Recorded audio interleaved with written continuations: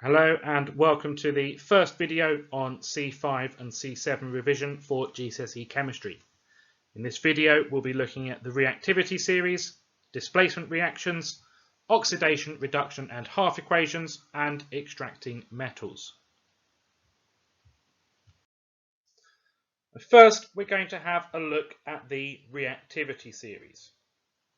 Now, what scientists have noticed over the years is that different metals react differently with different substances.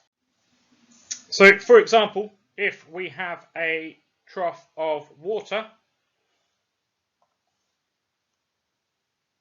so we have our water here, and we take one of the alkali metals, so we'll take lithium and drop it in. Lithium will fizz and release a gas. That gas is hydrogen.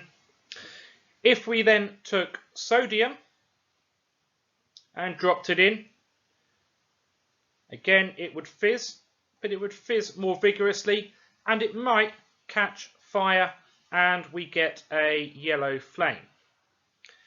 If we then took potassium and dropped our potassium in there, again we would fizz and we would catch fire very quickly with a purple flame. And we look at these metals and we can see that our potassium is more reactive than our sodium, which is more reactive than our lithium. Now we could get some magnesium and drop that in there, and the magnesium would do nothing. So it would tell us the magnesium is less reactive than our potassium, sodium and lithium. If we took zinc and threw that in there as well, again it would do nothing. So we're able to tell that our alkali metals are more reactive than our non-alkali metals. But to have a look at our non-alkali metals, we need to do a little bit more. So this time, instead of water, we're going to have a dilute acid. So we'll use hydrochloric acid.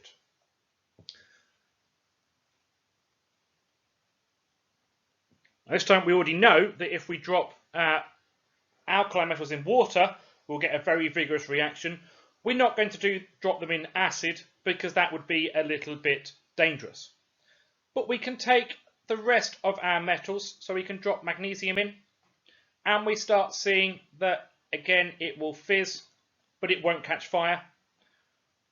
We can take zinc and iron as well and drop them in, and we can see what happens with those. Again, we'll get some fizzing, maybe a little bit slower, or definitely a lot slower with our iron, but we will see reactions happening. And we can then build up a reactivity series. So we have a reactivity series here from our most reactive at the top of potassium, going all the way down to our ones down here. So our copper, silver, gold and platinum at the bottom are very unreactive. Because these ones down here are unreactive, so our silver, gold and platinum, they are good for jewellery. So we can make jewellery out of them because they won't react with any chemicals on our skin or if it rains or we take a bath. You can imagine what would happen if we made rings and earrings out of potassium. Each time you had a bath, washed your hair, took a shower or anything, you would go up in a puff of smoke if we use any of these ones. We now have 4 questions for you to answer. Please pause the video to answer the questions. You should now only be watching if you have answered all 4 questions. The answers are on screen now. We're now going to have a look at displacement reactions. Now, a displacement reaction is where one element displaces another element from a compound. So it is where one element displaces another element from a compound. Now, there are some very, very simple rules to remember what goes on with this. Now, the rules are a more reactive element will displace a less reactive element. Now, we've already had a look at some of this with the halides, so group 7, back in the C1 and C2 videos. But we'll have a look at what happens now with metals. So we have here potassium and calcium chloride. Now, potassium is more reactive than calcium. Because it is more reactive than calcium, it will displace the calcium. And we will then get potassium chloride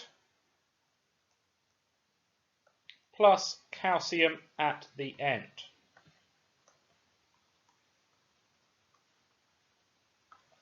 Because the potassium has displaced the calcium. So our potassium has displaced the calcium.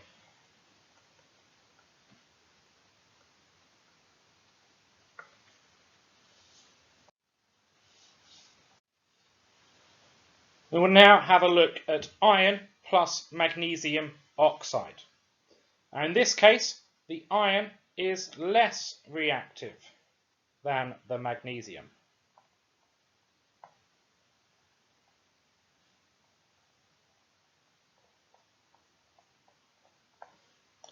Because it is less reactive than the magnesium, there will be no reaction. Because the iron cannot displace the magnesium. There are now 5 potential equations for you to work out. The reactivity series is on the screen as well. Do remember that a more reactive metal will displace a less reactive metal. For each one, if the reaction occurs, I want you to write down what will be the products. Please pause the video to complete this question. The answers will be on screen now. Well done for getting those correct. We're now going to look at oxidation, reduction and half equations. Now to start off, we'll look at oxidation and reduction, and we have a simple acronym called OILRIG. And OILRIG is a way to remember that oxidation is the loss of electrons and reduction is the gain of electrons.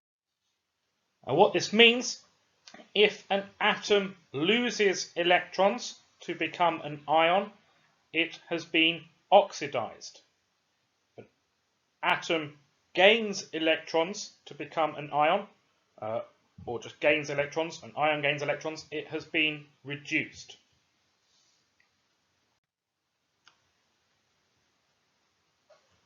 So we'll now look at oxidation in a bit more detail.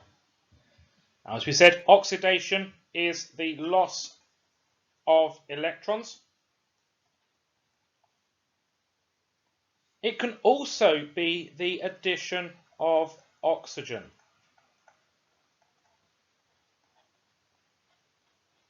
So if an atom gains oxygen as part of a reaction, we can say it has been oxidized. So we'll have a look at what is going on with some of them. So if we take sodium, sodium can become an ion. It can become Na+. If we wanted to show that, we would just draw the outer shells. So we have sodium as an atom. It can become sodium as an ion. It will lose that outer shell, and we will now have a full shell. It's become an ion, so we draw brackets around it. and we have a plus sign. And we've also got an electron that we've lost as well. So we have lost an electron. So it has been oxidized because we have lost an electron. We've lost an electron from here.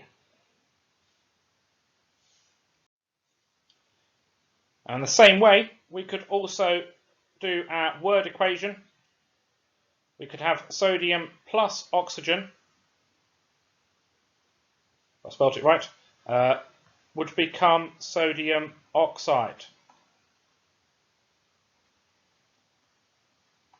Again, our sodium has been oxidized. It's been oxidized because it has had oxygen added to it. If we really look at it, we would see that actually our sodium has become an Na plus ion. We have lost electrons. Because we have lost electrons, we are forming a positive ion. We can attach to an oxygen ion as well, because the charges will be opposite and attract each other. But our oxidation is losing an electron or gaining oxygen. We will now look at reduction. And reduction, as we know, is the gain of electrons.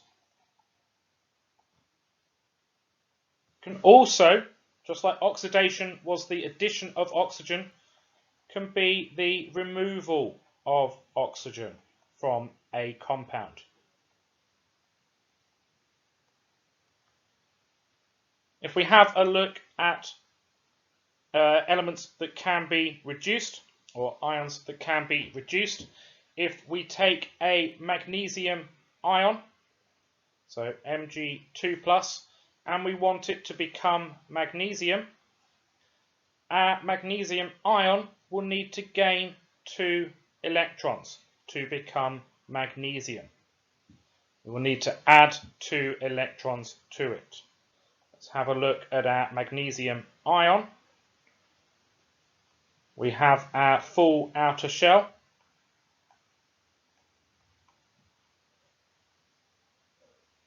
And we have our 2+ charge. To become magnesium, with just those 2 electrons on the outer shell, we need to add 2 electrons to it. We add those 2 electrons, we can now say that it has been reduced.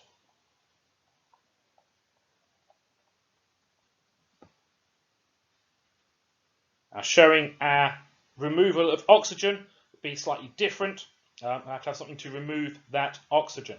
So we'll go with one of our displacement reactions.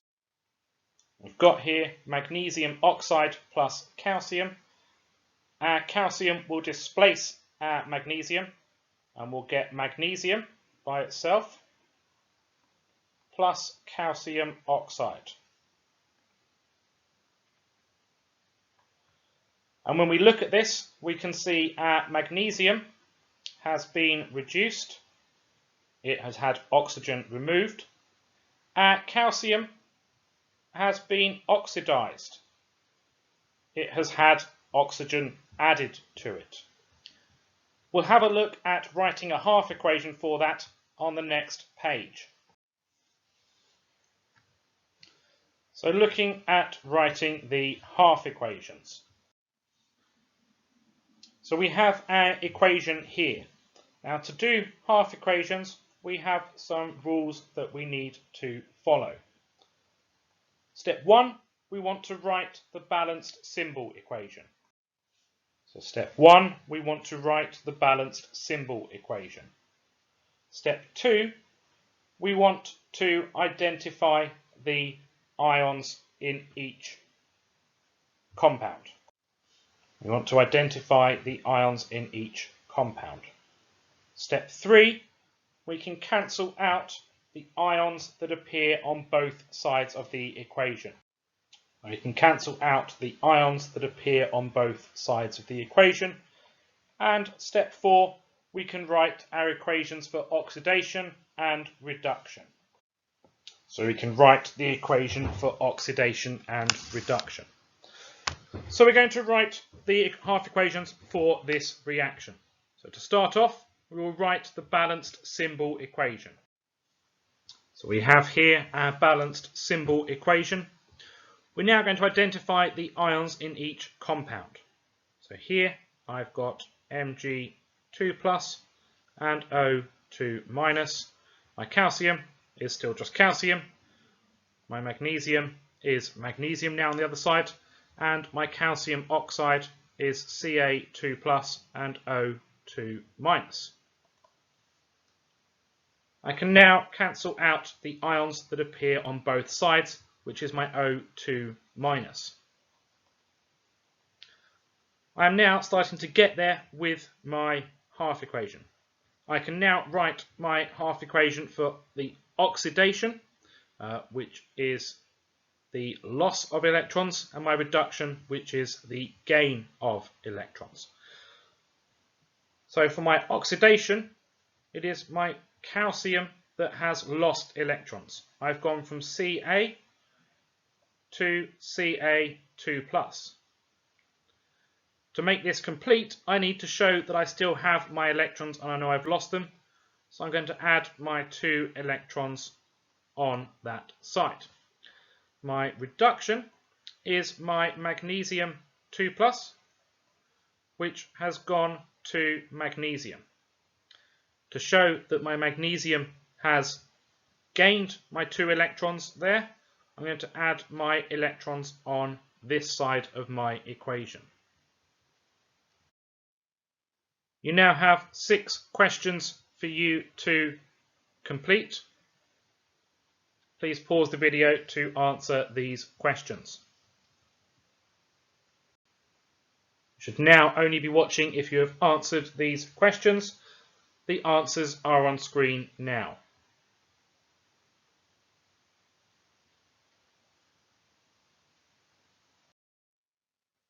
Now we're going to look at ways of extracting metals from their ores. So we have here a diagram of the Earth. And in the Earth's crust, we have rocks. Now, a number of those rocks will contain metals. And those metals have often reacted with oxygen or another metal to bind with it. But a rock that contains a metal is an ore. So an ore is a rock that contains enough metal to make it worth extracting. So an ore is a rock that contains enough metal to make it worth extracting. So this is all about money. Lots and lots of money. If there's not enough metal in there, it's not worth extracting. Now there are different types of ores. One we're going to look at is one called hematite.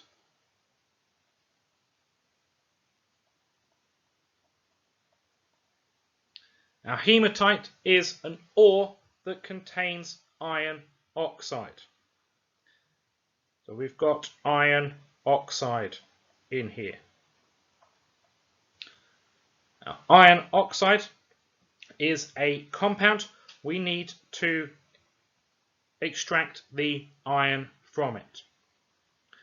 To do that, we look at the reactivity series and we see where iron is on there. Now we know that we can use a more reactive element to extract or to displace a less reactive element. Now we could use one of the metals at the top, but that would be a bit of a waste of that metal. So instead we will use either carbon or hydrogen. For iron, it is more reactive than hydrogen, but less reactive than carbon. So we will extract it using carbon. To do that, we will place our iron oxide into a furnace. We have a furnace. We have our furnace, and we will use carbon either as carbon itself, or we could use carbon monoxide, and we have our iron oxide. Now we need to heat this up. So we will heat it up, and we will get a reaction to take place. The carbon will displace the iron from the reaction. Our word equation would be iron oxide plus carbon will make iron plus carbon dioxide.